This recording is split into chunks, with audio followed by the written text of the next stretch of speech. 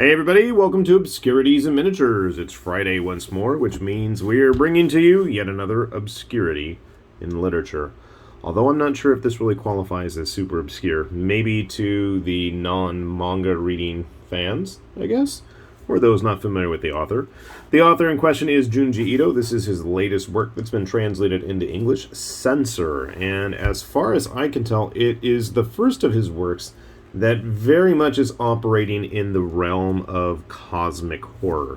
I mean, I'm not going to spoil anything, but when you look at the back, you're already getting a good dose. And this really isn't much of a spoiler. It's in the very first chapter of it. And I thought this had like a mature... Oh, it's only rated T for teen. Okay. It is a little bit on the shorter side, even though it is a long-form story. There's no extras to speak of. I know some of the larger books have a few, backup supplemental 4 or 5 page little stories in the back, but not with this one. I'm a bit bummed out about that, but I know that there's a couple of new short story collections of his coming out. His short stories to me are a bit hit and miss. There's always the one, my favorite, where there's the holes in the mountain that are like in the shape of a person's silhouette. That one's a fun one. I think The Fault of Amigama or something like that. But anyway, that's not what Censor's about. When you do open it up, you are greeted to a very nice and lovely color illustration here. And yes, most of the stuff here does have something to do with it, although I have a feeling he threw the cat in there just because that's what he enjoys. Everything else there really does kind of play into his story. Junji Ito isn't a stranger to the concept of cosmic horror. If you've ever read Uzumaki, The Spiral, probably my favorite work by him. That absolutely, by the end of things, is venturing down that path. This story, it has elements there, and while they're directly involved, they're not front and center. Center. That was a bad pun. One thing's to say for sure, I've always dug his art. If you've seen his early stuff, like his Tomie book has a lot of his early stories, I've thought it's always been very hip and cool and very, now and fresh. But it's also kind of rough, I thought. The story starts off, we've got a volcano erupting, and it just so happens to have these angel-like hairs that are floating down, and supposedly it's because way back when, during the Edo period, when Christianity was forbidden, they were busy tossing the Christians down into the volcano, because what else are the bad guys going to do, right? That'll come back later. And then, here's the fun part. We have the Christian missionary who taught them all about Christianity rocket out into space. And yes, this does play into the story. And while I thought religion was going to be more of an important aspect of it, it really isn't. When we get into what's going on there, you get a preview of it. Obviously, the same thing going on the back of the book. I'm not going to get into it too much, but then we start to see some of the other major players. Interestingly enough, and we get into the Akashic Records, because, you want to get really kind of cosmic horror and having weird vibes. So as I was saying, the characters in this, even Ito admits in the back, that they kind of got away from him. And I felt like in a lot of his other stories, especially books like Gyo and Uzumaki, where you do have a long-form story, you had kind of more episodic events, whereas this feels really progressive in how things happen, whereas some of the stuff in those 2 prior books kind of just things occur, and then eventually they all get tied together. I feel like he had an idea, and he was going for it, and then it went somewhere else. What's fun is we have all kinds of crazy evil cults. We've got mysterious strangers. We've got weird cloud things that are coming down to Earth. We've got spaced out crazy dudes. We're not going to get into too much.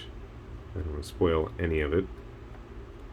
I'm looking for some of the wilder stuff. As is typical of Junji Ito manga, you do have a few moments of the grotesque show up, and there's one little vignette in here where you have these bugs start to appear that they call suicide bugs that look like the deceased. And then we get into almost Gyo-like levels of disturbingness as the bugs are attempting to get themselves squashed. And we get into what I would like to say is primetime Junji Ito disturbingness. So yeah, if you don't have a squeamish belly, I would say absolutely take a look through here. You've got these interesting, strange events start to occur with some of these characters in the story. Disturbing people we're not going to talk about. Things happening. Crazy people. And eventually, everything all comes back together. But I'm not going to spoil it. So yeah, I enjoyed it. It is an interesting story. It didn't feel as impactful to me as stuff like Uzumaki. I think that, like I said, is probably my favorite work of his. I'm absolutely eagerly anticipating seeing the animated version of it. I was always a fan of the movie way back when. The movie took some liberties with it. But yeah, I think if you want a nice, easier on the senses, less of an assault with Junji Ito's works, this might be a nice one. Like I said, it's much less grotesque. There's a couple moments. But, I mean, if you want full-on disturbing, I would say absolutely go dig up Gyo. I think Gyo is probably one of his craziest, weirdest, twisted ones. In terms of just, like, straight horror, I think Uzumaki still is probably my favorite work by him. I've owned it a couple of times now. I had the original soft covers, replaced it with the hardcover. Misplaced my hardcover, got another hardcover. So yeah, been a fan for quite some time. Frankenstein was a good one too. I'm trying to think. I'll admit I wasn't a big fan of Tomie. I thought it was just too erratic and sporadic in where the story went. A lot of it was just one-shot stuff. But I like the long-form works of his. And I know I need to get, what is it, Ramina? I think that's what it was called, where the planet comes descending into the stratosphere or whatever. But yeah, definitely a change of pace for me in terms of the typical comics and manga that I like to read. No real exciting, dramatic, drastic action, but just some general weirdness. And maybe possibly a little bit of time travel, and you have the weird angel hairs, but I'm not going to spoil too much about that. So yeah, interesting book. Definitely take a look if you dig that cosmic horror type element, and we'll put a link down below. And hopefully I will find where I put either of my Uzumaki copies. With that said, this has been High Lord Tamberlane with Obscurities and Miniatures, saying thanks for watching, and we will see you back here soon.